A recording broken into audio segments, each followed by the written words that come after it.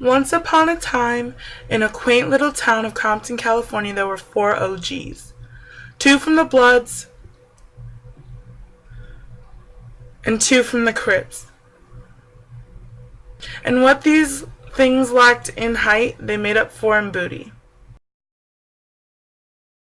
The 2 thugs from the Crips named Sniffizzle and Skirrizzle used their natural-born twerk senses to seek out happy juice.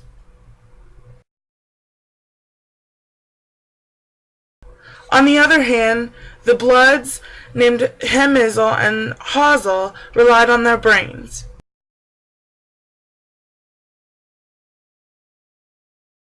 One day, the 2 dynamic duos crossed paths at the Fountain of Twerk, which was filled with happy juice. Constantly seeking happy juice, the 2 pairs were entranced by the tremendous discovery.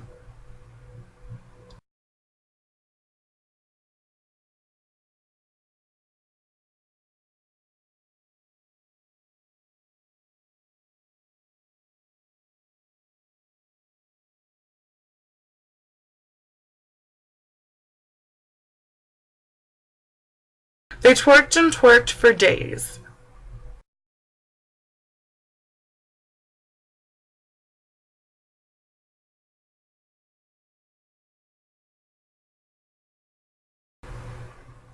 Sniffizzle and Skirrizzle observed their surroundings and noticed the ever-dwindling supply of happy juice. They soon drew the conclusion that they should twerk on down the road and seek more juice. Hemizzle and Hawsle, however, became so absorbed in twerking that they took no note of the ever-shrinking supply of twerk-inducing happy juice.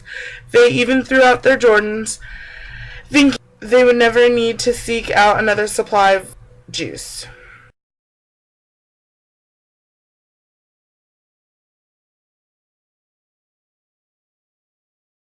Soon the day came that the supply of twerk juice dried up. Luckily, Sniffizzle and Skirrizzle had long gone by this point, with a new supply of twerk juice already found. Hemizzle and Hawsle were not so lucky, and found themselves twerkless and unhappy in a flash. They soon were shocked, Hemizzle even going as far to exclaim, "Who moved my twerk juice?" You see, the Bloods had developed a sense of entitlement. They thought it was unfair that their supply had run out. They sat around for days, depressed and twerk-deprived. They didn't even try to fix the problem, but rather moped around with their booties still.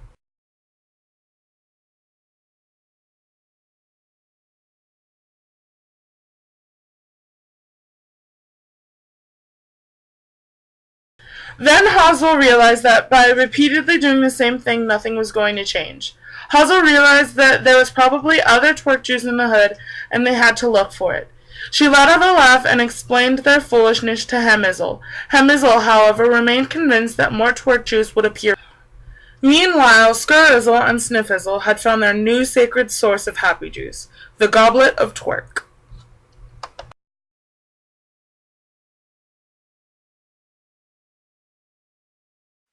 Hawsle, although upset Hem wasn't coming, tagged a wall to lead the way to where she was in case Hem had a change of heart.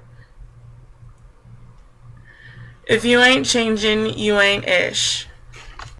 Hawsle took a look back at the block and wondered if she really wanted to risk going through the hood alone. She then wrote, "What would yous be doing if you weren't scared?" on the wall. As Hawsle went deeper into the hood, she decided to adapt to change sooner the next time around instead of moping around. Hawsle pondered whilst jogging through Compton. She wondered how she had been so blind to the inevitable dwindling of the twerk juice. She then wrote, "Better smell your juice so you knows it ain't funky." Hawsle, although afraid of change, realized she must venture into the unknown. She wrote, "Rollin' to a new hood helps you find mo' twerk juice," and went on her way. She realized that all she needed to do was stop being afraid of change. She wrote, "When you stop being so scared, everything is Gucci." Hazel thugged on through the streets of Compton. She rounded a corner, finding herself face to face with some scary thugs. She screamed, "Ah, some real hood hitters!" panicked, and wanted to pee herself. She realized she was a thug too and pushed past them with ease. Once calm, she tagged the wall. Seeing yourself in a new block leads you to Happy Juice. She wandered a bit more, turned a corner, and there, atop a staircase, was the majestic Goblet of Twerk. Hazel took a gracious sip and began to twerk like never before. Meanwhile, Hemazul, twerkless and unhappy, left the block in search of some new twerk juice in his main hustle. He had seen the error in his ways and was making some major life changes.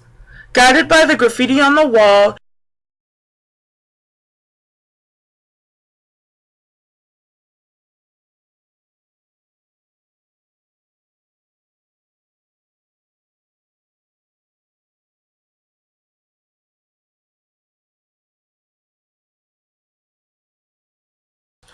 Hemazul also came across the majestic Goblet of Happy Juice that makes you twerk.